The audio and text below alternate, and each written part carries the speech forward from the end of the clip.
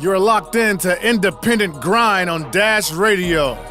Tune in Monday, Wednesday, and Friday, 12 p.m. Eastern for the latest hip-hop news, music, and interviews. Independent Grind only on Dash Radio, baby. Tech 9! We are on the line with Dame Kofi. How you doing today, man? I'm good. How are you? Oh, not bad, not bad. What do you? I want to say busy, but I know you. I don't want to feel like a dick because you got a lot going on. You're, doing the rap stuff, doing the music, also in school, and an athlete. So why don't you tell us sort of, I guess, first of all, like where you're at in school and stuff, and what you play. Oh yeah. I'm in my second year right now at UCLA. I play volleyball. So I also study econ. So it's fun mix of stuff. How do you balance all that between like making music and practice and work and stuff? I just feel like I sort of realized it last year. There's just a lot of free time in the day, and if you like start using all that free time, no matter how busy you are, like really anything's possible. A day's so long. What's your sort of like? Are you obviously you're focused on school and athletics and stuff, but what's your sort of like recording schedule like, or how often are you able to record? Are you just sort of like making music every time you're not at practice or in like studying? Well, I'm a producer as well as an artist. So anytime I'm not in practice or not doing school, actually sometimes even when I should be doing school, I'm just making beats. I have a little setup in my room, but I usually hit the studio at least 2-3 times a week. It's always late night because that's the only time. Are you known more as a musician or an athlete nowadays? Oh, it's getting tough to tell. I don't know. I'd like to say athlete, but I don't know. How long have you been doing the music stuff, or when did you start seeing people taking you serious for it? I've been doing it for a while. I started off when I was in 6th grade, just making classical music scores actually, but just in the last year, it sort of picked up a bit. People started to see me as a artist, not only as a producer, I guess. That's cool. You're from Canada, is that correct? Yeah, Toronto. How's the move going back and forth between there and coming to the States? It's pretty fun. I think it's like a nice balance. Just because I'm from like a sort of calm part of the city, so to come here is like super busy. Everyone's going somewhere. But when I get to go home, it's just sort of like a relaxing thing. And then you play for UCLA? Yeah. Just had a game last night. Okay. How did that go? Well, good. We're now 4-0. Hey. Okay. There you go. You said you're a senior? No, I'm a sophomore. Sophomore. Okay. Do you see any, how obviously you're good at volleyball, but is it something that, you foresee yourself taking serious after college? Yeah, for sure. I have a couple big goals for that, but I guess it'll all sort of depend on how far I can take music. And then I'm going to have some options to weigh, I hope. Are there any similarities between like music and I guess, making music or like music in sports? I'm curious, like sort of like, do you treat it like practice? I guess what's any it like? Inspiration from it? Yeah. Or? Oh yeah. There's actually I think there's a ton of similarities. Just like the technical aspect of sports is just all rhythm. And so when I'm playing volleyball, I'm going through my head, I'm thinking about like the rhythm of my motions and actions, and also aside from that, it's just sort of becoming a student. So like by that I mean when I'm playing volleyball, it's sort of like always have to figure out how to make yourself better because you're never going to be perfect as an athlete, and just sort of understanding that as an artist just opens you up to criticism, and I think that's like one of the best things. If you're open, you can grow. Did you just now start putting out music for people to listen to? Or I know you said you've been kind of like working on music or doing music for a while now, but did you finally get to a point where you're like, okay, I want to show the world this, or have you been putting it out for a while? How's that been? Yeah, I've been putting it out since last year. I actually had to take a lot of my songs off of big stores, or like off of all stores actually. So then I had to go back and create SoundCloud again, just because of some NCAA amateurism rules. But now I got all my paperwork sorted out, so I'm about to start rolling out a lot more music. That's so crazy to me. I feel like the NCAA is like the Illuminati. Like, I don't want to get you in trouble even with this, but it's so crazy. I feel like there's nothing you all can do, like even out, like it has nothing to do with your like sports or anything, but you still can't like put it out. That's fucking nuts. Yeah, I have some strong opinions about it. Was that like a big, like, did you have to go to trial over that, or did they just kind of like send you a letter just like, hey, like you got to stop doing this? Like, what was that process at all, if you can talk about it? Yeah, so I have, well, at our school there's a couple compliance directors, so they make sure that we can all just be eligible. So they're on our side, but they just have to watch out for our safety within the rules of the NCAA. Gotcha. Yeah, so then he warned me. This one guy, he warned me, and so I was like, yeah, I guess I'm going to have to take it down. It's pretty simple. I just basically have to prove to them, which I already did that, like, I actually make music to make music. I'm a creator, and it's not just a way for me to make money off of my image as an athlete. Have you found anybody else, like, on campus or something? I heard this kind of, like, similarity. You know, this is like a few years back, so it's probably a little bit different now. But, you know, like people that paint and stuff like that, like I've heard that people can make money that way and the NCAA doesn't really care as much. But then when it comes to, you know, some other things, it's like they try to crack down on it. Yeah, it's sort of like, it's just sort of, I really don't know how to explain it. It's just like sometimes it's okay and sometimes it's not. I think the rule is just that you're not allowed to make money off of the technical rule is you're not allowed to make money off of your name, image, or likeness as an athlete. But there's definitely a lot of ways in which they can let that slide. Especially like for me, I'm not part of one of the more popular sports, so I really couldn't make money off of my image as a volleyball player either way. So the rules are more lax for me than say a football player. So maybe that's what. Is volleyball bigger in Canada than it is here? Like, is it just something that you fell into? I'd say, I wouldn't say it's bigger. I think it's definitely bigger here in Southern California, but it's getting bigger. It's growing really fast in Canada. Yeah, I was gonna say there's not too many beaches out there that you guys can like just go mess around and whatnot. It's kind of more of like a sanctioned sport, I guess. Yep. More indoor type of thing. So whenever you were putting your music out before, were you just kind of like releasing music videos and stuff and like throwing it up on Spotify, or how did you kind of like circle around back to SoundCloud? Well, I started off on SoundCloud. Actually to use my name, image, and likeness, I got featured on Bleacher Report, and they so they sort of blew up my SoundCloud and Spotify and everything. That's actually what made me take it down. But I took down my SoundCloud. I just didn't really want to be associated with it. It's just there's no reason behind it. It's just I don't know, something. Yeah, I don't really know how to explain it. I guess like SoundCloud, you can't really directly just start making money, whereas like Spotify, like if you get your shit up there, as long as you get some views, like you're going to make money either way.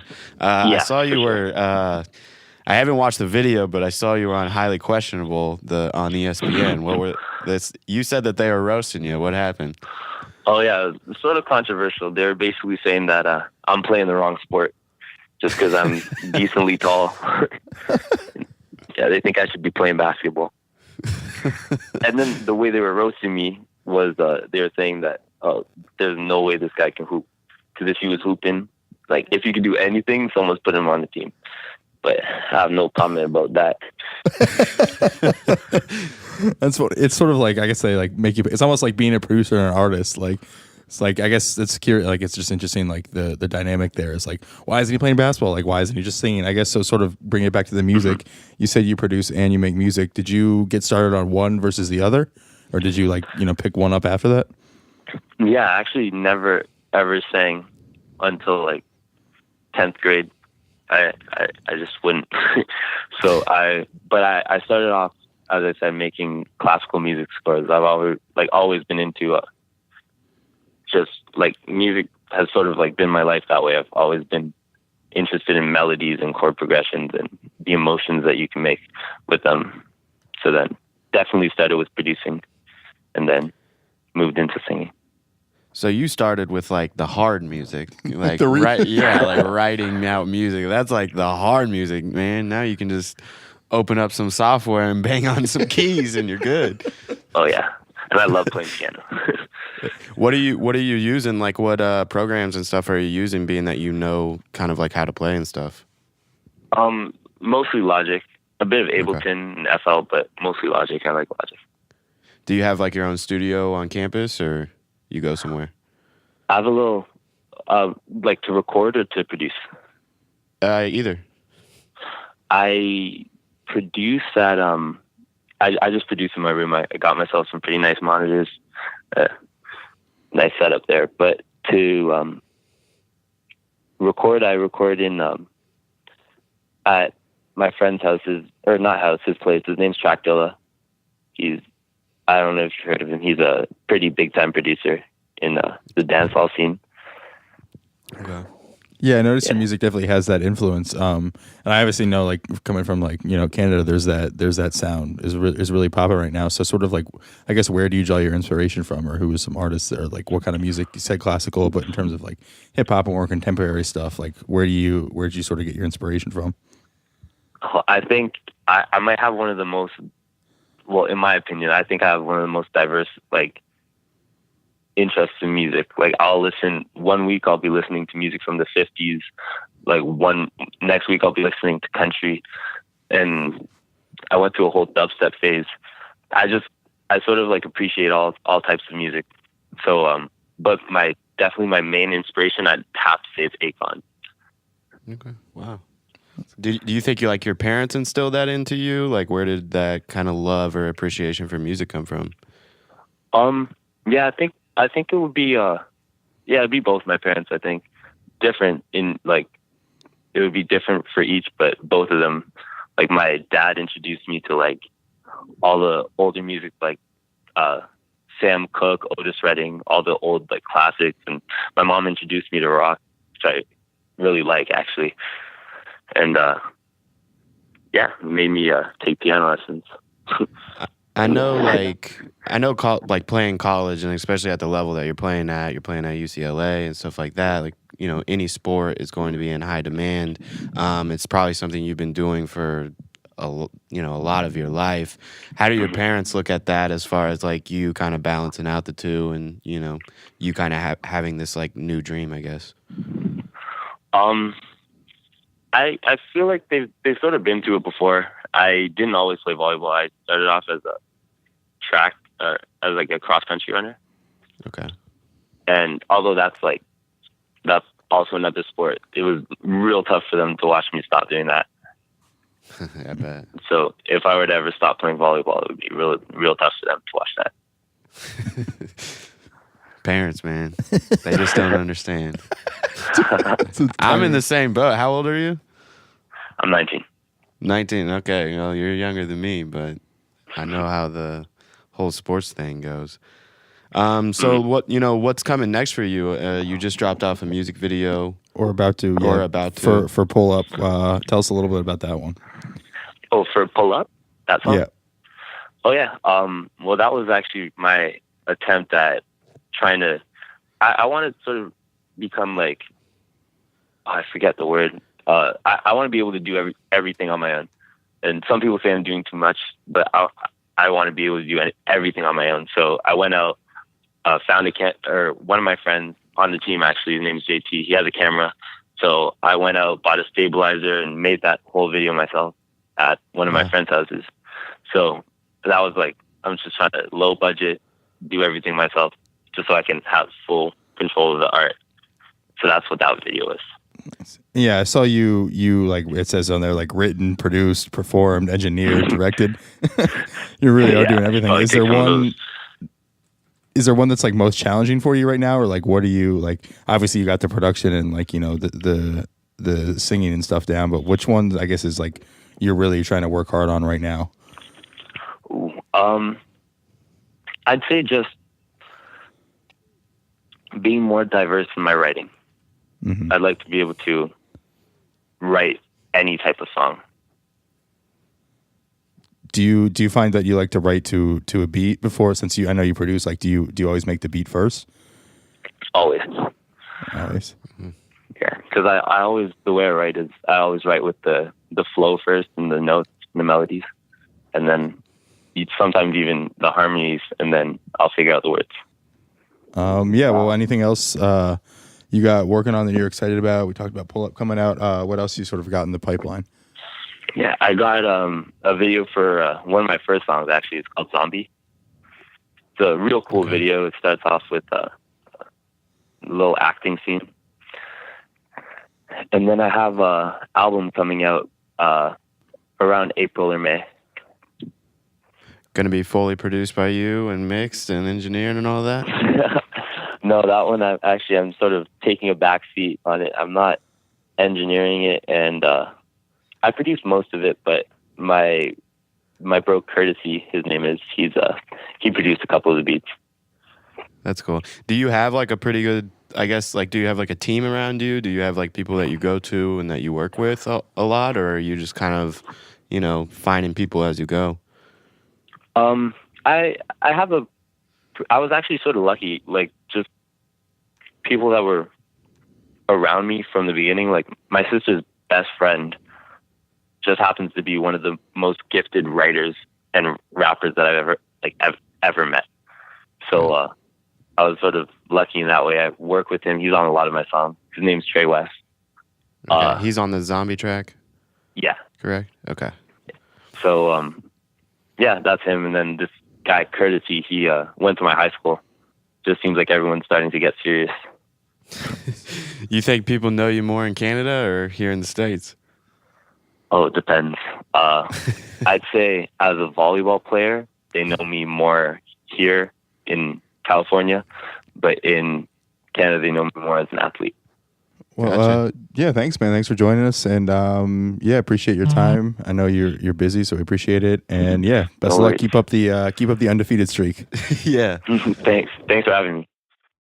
This is the genius, Chris Calico. Cali, baby. Letting you know you're tuned into Tech Nine's Independent Grind on Dash Radio.